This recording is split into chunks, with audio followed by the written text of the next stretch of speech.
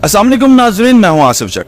वो पाकिस्तानी लड़की जिसने पबजी पर इश्क रचाया और अपने आशिक के पास इंडिया चली गई 4 बच्चों के साथ। वो लुक्सर जेल इंडिया में बंद थी और अब उसकी बेल हो चुकी है। लुक्सर जेल है, वहाँ से सीमा और उनके जो पति हैं, ऐसे ऐसे इंकिशाफात हुए हैं, ऐसी ऐसी बातें सामने आई हैं कि आप सुनेंगे आपकी आंखें खुली की खुली रह जाएंगे। सबसे पहली और खतरनाक बात यह है कि उस लड़की ने बयान दिया है कि मैं गंगा नहाऊंगी और हिंदू धर्म को अपना लूंगी। पहले गंगा नहाएंगे, हिंदू धर्म अपनाऊंगे उसके बाद। और उसने अपने बच्चों के नाम भी हिंदुओं के मुताबिक उसने अपने बच्चों के नाम रख दिए हैं। जो नाम उसने बच्चों के रखे हैं जी वो है प्रेमिका, राज, परी और मुन्नी। ये उसने अपने बच्चों के नाम रख दिए हैं। और उसका जो बयान है कि मैं गंगा नहाऊंगी, आप समझिएगा जिस तरह मुसलमान कहते हैं कि हम जब उम्रा परफॉर्म करते हैं और हज करते हैं तो हम कहते हैं हमारे पहले गुनाह जो है वो धुल गए हैं, माफ कर दिए अल्लाह ने। इसी तरह हिंदू ये यकीन रखते हैं कि जो गंगा नहा लेता है उसके पिछले गुनाह माफ हो जाते हैं। आप खुद बताएं, ये औरत गंगा नहाकर अपने गुनाह माफ करवाना चाहती है? पहले तो जमीन का एक इलाका था जिसे पाकिस्तान कहते हैं, वहां से लोग इस पे लानतें भेज रहे थे। अब तो आसमान से भी इस पे लानतें बरस रही होंगी कि इसने अपने इतने पाकीज़ा मजहब को छोड़ा और अब ये हिंदू मजहब में जाने की कोशिश कर रही है। और इंडिया से भी यकीन जाने, लोग मुझे मैसेज करके इसके ऊपर लानते भेज रहे हैं और इस वीडियो के नीचे कमेंट में भी देखिएगा। अब इन मजीद बातें सुने और शर्माते जाएं और इस पर लानत भेजते जाएं। जरा आगे सुनिएगा। ये लड़की जी कल 8 बजे इसको बेल मिली है। लुक्सर जेल में ये इंडिया में थी। ये पहुंची कैसे इंडिया में, आपको मैं जरा थोड़ी तफसील बताता चलूं। नेपाल का इलाका है पोठा।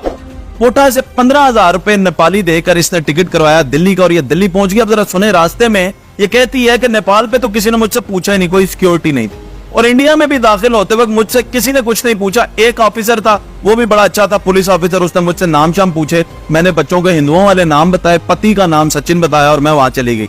अब ये सवाल है इंडिया की सिक्योरिटी पे, भाई इतना ही आसान है तुम इंडिया में दाखिल हो जाना। कोई भी बंदा आके इंडिया में ऐसे ही दाखिल हो सकता है। और बातें इनकी सुने जैसे पता नहीं कितनी बड़ी इनकी सिक्योरिटी है। सिक्योरिटी के इंडिया के ये आलम है। लेकिन अब जब वो आगे खुद ही सामने आ गई और उसने कहा कि मैं पाकिस्तान से आई हूं, तो अब तमाम इंटेलिजेंस एजेंसीज जो है इंडिया की वो इकट्ठी हो गई, आगे इसको थप्पड़ मारे, इसके शोर को भी मारा। और अब देखें इन्वेस्टिगेट क्या कर रहे हैं। उसके पास जितने मोबाइल है वो ले लिए, समझ आती है जी आपने मोबाइल लिए, इन्वेस्टिगेट किया, उसके मेकअप का सामान भी ले लिया। मेरा प्रोडक्ट फेशियल वगैरह वो सब उन्होंने ले लिया।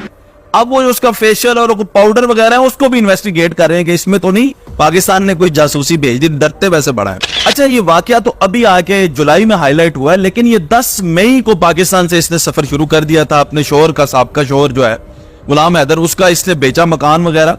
और फिर ये चली गई 10 मई को पाकिस्तान से दुबई, दुबई से नेपाल और नेपाल से फिर ये इंडिया गई। मैं 10 मई 4 बजे चली थी। 10 मई 4 बजे। आप देखें कि 13 मई को ये इंडिया पहुंच चुकी थी और ये वहां पे छुपी हुई थी, किसी को पता ही नहीं था। ये हुआ यूं कि इसके पति जो अब उधर है नेपाल में, बाय द वे इसने शादी कर ली हुई है। सचिन और सीमा है, दोनों एक बार शादी कर चुके हैं काठमांडू में। नेपाल में मंदिर में जाके इस औरत ने शादी की। और अब ये जो जुबान बोल रही है वो भी सुन के आपको पता लग गया होगा कि इतने महीनों में ही पूरी तरह वहां पे रच बस चुकी है। अच्छा, नेपाल में इसने शादी की, वहां पे पहुंच गई, रहने लग गई, बच्चों के साथ रहने लग गई, उस फैमिली में रह रही थी। तो फिर हुआ क्या कि इनको किसी ने मशवरा दिया कि वकील के पास जाओ और अप्लाई करो नेशनैलिटी के लिए। वकील ने पुलिस को बुला लिया।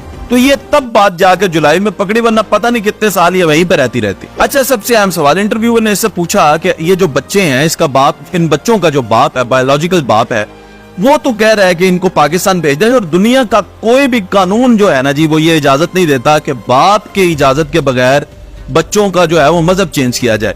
मैं कहता हूँ क्रॉस रिलीजन अगर मैरिज हो भी जाए, जिस तरह मुसलमान और क्रिश्चियन लोगों में शादी हो सकती है, लेकिन जो बाप होता है उसके मजहब के मुताबिक बच्चे होते हैं। ये कहीं पे भी नहीं होता कि माँ के मजहब के मुताबिक बच्चे हो जाएं। और इस औरत ने अभी तक उनको उनके नाम तब्दील किए हैं, अभी तक वो हिंदू हुए नहीं है वो बच्चे। अभी भी उनको बचाया जा सकता है और पाकिस्तान बुलाया जा सकता है अगर इंडिया के लोग भी इसमें किरदार अदा करें और पाकिस्तान की गवर्नमेंट किरदार अदा करे। और ये लड़की तो खुलेआम कह रही है कि मुझे इंडिया की नागरिकता चाहिए, नेशनैलिटी चाहिए इंडिया की, क्योंकि अगर मैं पाकिस्तान गई तो मुझे मार देंगे। ये फजूल बातें कर रही है। यहाँ की नागरिकता दे मुझे, मेरे बच्चों को, और मुझे यहाँ रहने दे सचिन के साथ।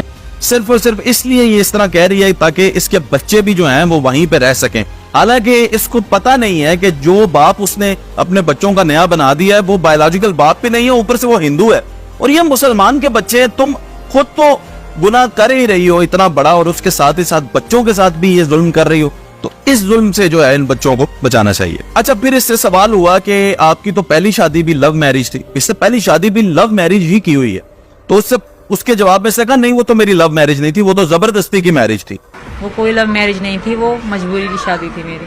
और फिर खुद ही बता रही है कि लेकिन वो मेरे बच्चों को पैसे भेजता था, बच्चों को पैसे भेजता था थोड़े बहुत। वो बच्चों को देते थे, ज्यादा नहीं, थोड़े बहुत। तो आप खुद ही बताएं, अगर जबरदस्ती की शादी थी तो पैसे खर्चा वो तुम्हें सऊदी अरेबिया में परदेश काट किसके लिए रहा है? वो आखिर जिंदा किस लिए है? वो तुम लोगों के लिए तो गया हुआ था।